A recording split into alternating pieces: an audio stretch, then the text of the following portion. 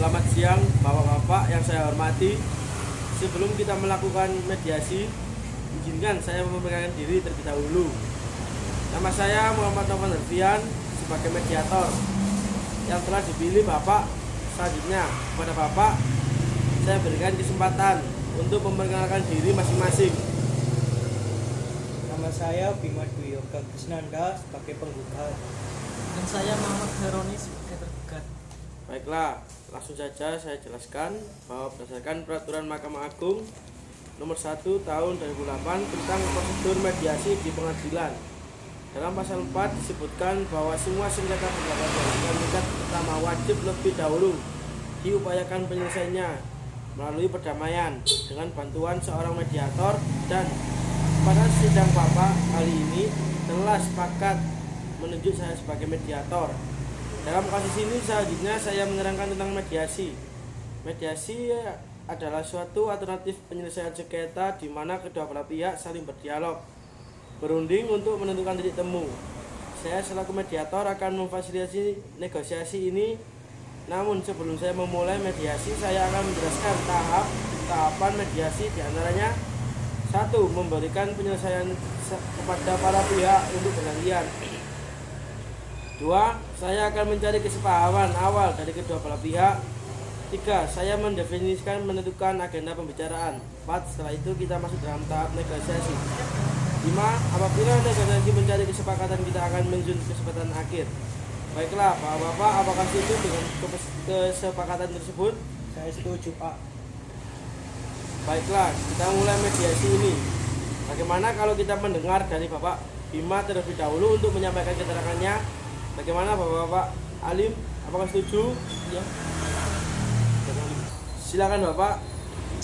Terima kasih, Pak, atas kesempatannya. Begini, Bapak Alim ini sampai saat ini masih terikat hutang piutang dengan saya. Padahal di dalam surat perjanjian Bapak Alim ini sepakat untuk melunasi semua hutang piutang beserta bunganya pada tanggal 6 Januari 2013.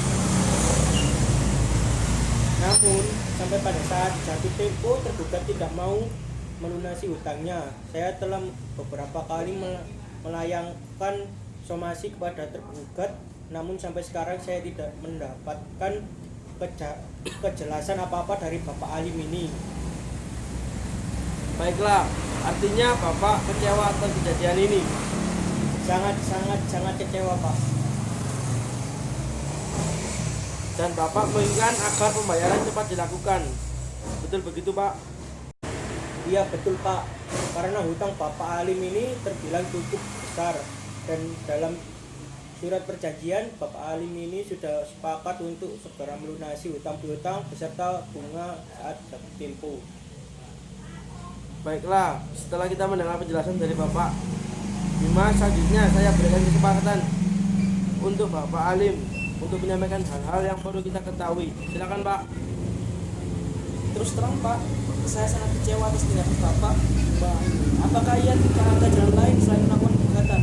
Masih banyak jalan alternatif, berunding misalnya. Dan saya pikir lebih dewasa untuk mendapatkan jalan keluar yang baik tanpa mencederai harga diri saya. Bapak, jangan beralih. Saya ini sudah 3 kali melayangkan surat teguran terhadap Bapak. Kalau Bapak memang ada itikat baik, seharusnya Bapak memberikan respon yang baik, bukan justru berdiam diri dan memberikan pesan tidak bertanggung jawab. Bapak harap tenang. Kalau pihak satu bicara, maka pihak lain harus mendengarkan agar kita dapat mengerti apa kemauan dari masing-masing pihak. Kalau Bapak tetap seperti ini, maka tahap mediasi ini tidak bisa dilanjutkan. Bagaimana? Apakah Bapak mau dilanjutkan atau tidak? Maaf, Pak. Baiklah, silakan Bapak Alim dilanjutkan penjelasannya. Jadi begini, Pak, saya menyadari betul atas keterlambatan pelunasan ini. Namun saya juga tidak membenarkan atas tindakan Bapak Bima dengan menggugat saya, karena gugatan ini nama baik saya tercoreng. Oh, jadi usaha Bapak kurang dihargai dan perlu menjaga nama baik Bapak. Kemudian Bapak menginginkan kedua pihak menjaga nama baik. Apakah benar, Pak? Iya, Pak, benar. Itu yang saya sangat harapkan. Setelah saya mendengar penjelasan dari pihak Bapak Bima dan Bapak Alim, saya menemukan ada beberapa kesepahaman awal, yaitu 1. Bapak menginginkan adanya hubungan baik. 2. Bapak menginginkan agar masalah cepat terselesaikan. Betul Pak. Baiklah, selanjutnya seperti Bapak Bima dan Bapak Alim mengungkapkan bahwa sebelum perkara ini terjadi, sebenarnya Bapak Bima menganggap Bapak Alim sebagai terutang yang dapat dipercaya, dan sebaliknya pihak Bapak Alim menganggap Bapak Bima sebagai pemberi hutang yang mudah diajak sama. Kalau boleh saya bertanya, kemungkinan kelanjutan hutang piutang tersebut di kemudian hari? Seperti yang sudah saya jelaskan, Bapak Alim harus sesegera mungkin dapat melunasi hutang-hutangnya karena ini sudah lewat jatuh temponya. Baik, jadi Bapak menginginkan agar hutang cepat melunasi, benar kan Pak? Iya Pak, benar. Baik, mengenai penjelasan dari Bapak Bima, apakah pihak Bapak Alim ada tanggapan? Iya Pak, sebenarnya saya sangat kecewa terhadap Bapak Bima karena terlalu gegabah mengambil tindakan mediasi. Masalah ini kan bisa dibicarakan secara kekeluargaan Dari penjelasan dengan cara baik-baik. Dari penjelasan Bapak, saya dapat menyimpulkan bahwa jika masalah hutang piutang cepat diselesaikan, maka hubungan baik antara Bapak Bima dan Bapak Alim dapat dilanjutkan. Benar kan Pak? Ya Pak, benar Pak. Baiklah, jika demikian ada etikat baik antara kedua belah pihak untuk menyelesaikan masalah ini. Selanjutnya izinkan saya untuk menulis definisi permasalahan.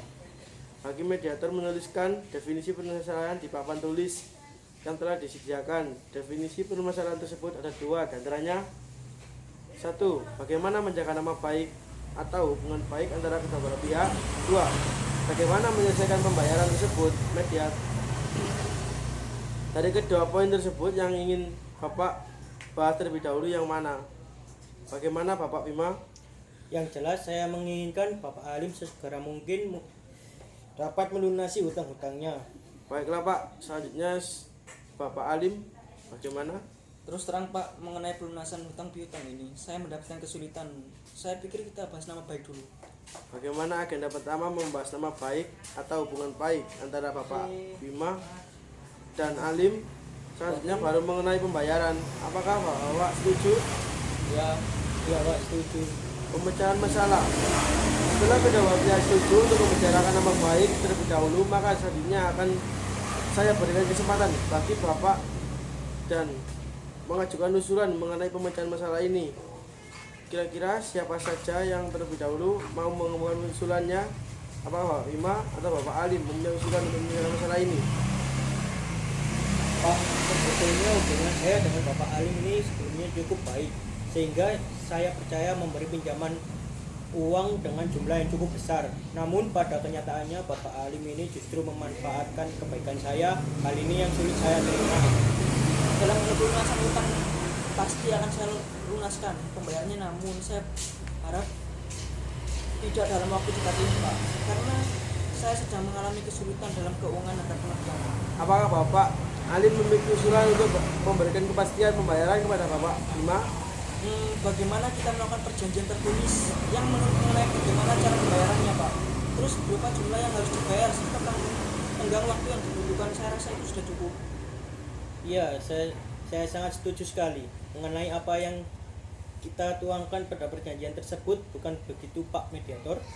Baiklah, sebelumnya kalau boleh saya menyampaikan baik Bapak Alim dan Bapak Bima sama-sama menginginkan adanya hubungan baik di kemudian hari, namun masih membutuhkan waktu untuk memberikan cara terbaik mengenai proses pembayaran di kemudian hari yang dapat diterima dari kedua belah pihak. Bagaimana kita membahas usulan nomor 1, yaitu melanjutkan untuk menjaga nama baik atau tetap berhubungan baik. Apakah Bapak memiliki usulan untuk masalah ini?